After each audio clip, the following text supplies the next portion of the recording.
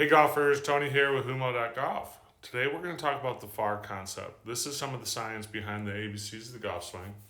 And we're going to get into today talking about arm speed, which is really the force behind it.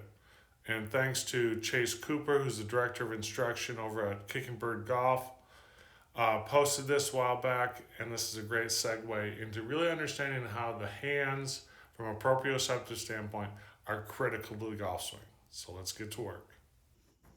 We know that the trail hand is critical in the golf swing. We know the lead hand is critical in the golf swing. So we need both of them working. And we're going to start with this force acceleration rates with what the club is doing. So there's a couple things we can do with this.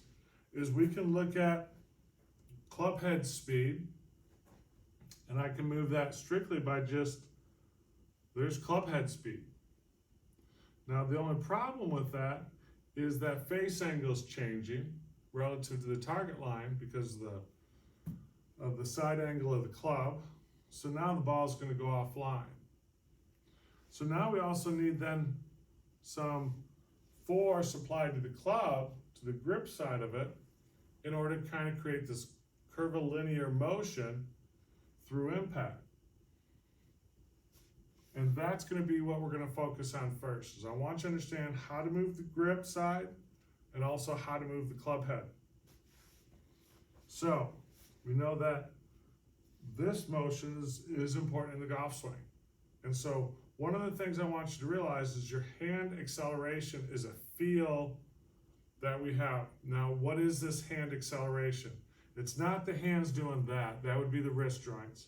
It's my hands being moved from point A to point B as fast as possible, or whatever speed you want. If we're hitting a chip shot, we obviously don't want to go very fast, but we're still accelerating that club through impact. So you can kind of think, and the way to think about this, and that's why we use our sensor system, is to kind of think about what is our acceleration of the center of mass of our hands relative to the grip, relative to the club head. Sounds like a lot of information there, but don't worry about it. It's a chip shot, but I want you to think about, because of our proprioception here, our feel, that the key is to keep our hands moving through the ball. Let's start with that. So it's just a little pitch shot.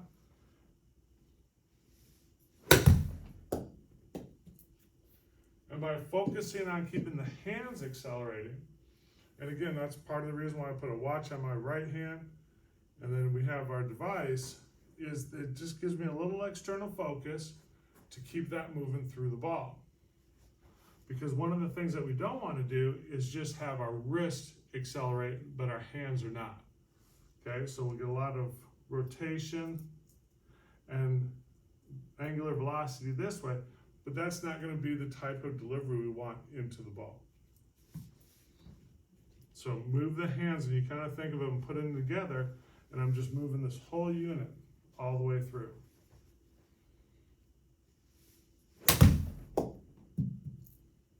Then you can see my body and all that just is going to move with it. So it's like reaching for a doorknob, reaching for a glass of water. Having our hands kind of be the initiator of this movement simplifies the whole motor process. We don't have to worry about all this angles and different things like that. Is my hand path and my hand trajectory creates so many other things that we can simplify. And this is part of this F.A.A.R concept, which gets involved with, I'm going to throw out the scientific term, it's global optimal coordination, which is basically saying the outside, my hands, dictate how my body moves. Imagine reaching for that door.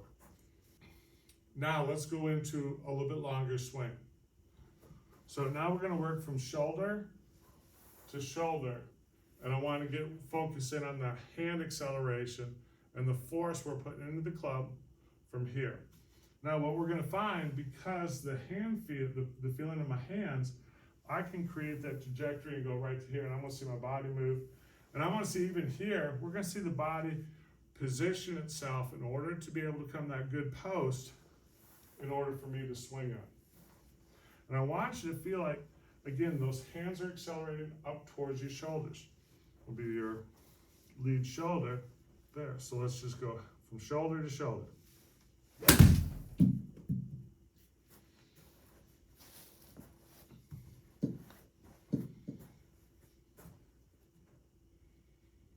And as long as the hands are creating the motion, we're going to hit a pretty good shot.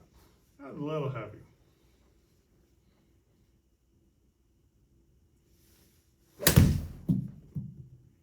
That was spot on right there. So that's a different timing. So before, my acceleration was a little bit too quick here with the body, and that left my arms lagging behind. So I need this outside to be creating the acceleration, and then that body continuing to stay up with it. And that is the second part we want to get into this F.A.A.R concept. Now, the full swing, that's pretty much full swing. For a wedge, I don't think you need much more than that. But if you want a little bit more, again, feel that those hands accelerate a little bit longer into the finish. And that's your key. Because of the timing delay between what we feel versus where we are in space, because the golf swing is a ballistic motion, we don't have an absolute feedback system. There is no feedback system that we can control in the downswing. Meaning, if I'm reaching for that glass of water, I can adjust the speed of my hand, speed of my arms in order to get the water. Well, golf swing is moving so quick, by the time I recognize and can make adjustments, the swing's already over. So really, when I feel this and feel this hands accelerating all the way through, ball's already long gone. But it's just the time it takes for me to have feel, vibration, understand it, and then have some feedback on that internally. So full swing, just keep the hands going a little bit longer.